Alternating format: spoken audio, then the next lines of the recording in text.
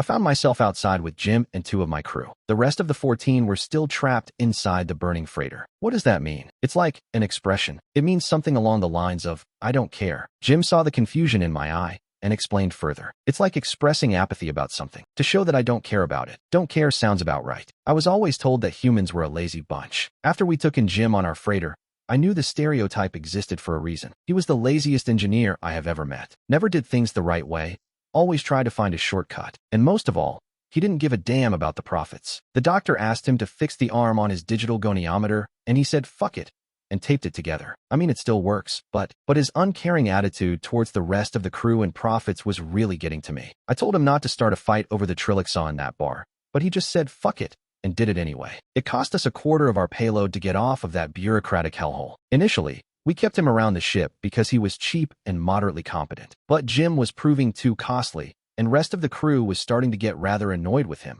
Understandable, considering every fight he started meant we lost a part of our profits. And frankly, I didn't think Jim would last another freight run. That's what I thought before the crash. We were landing on Ferrix 2 after hauling our biggest cargo yet.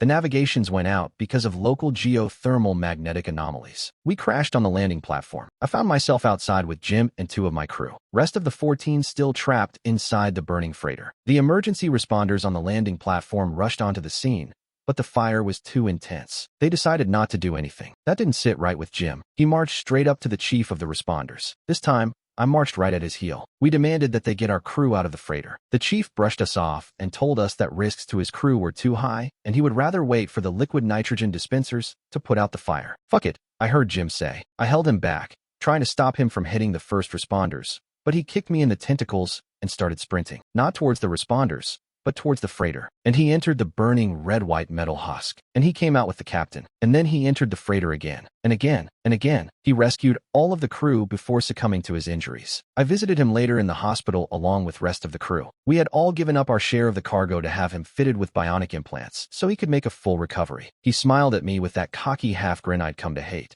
And he said, what about the profits? And I replied, fuck it.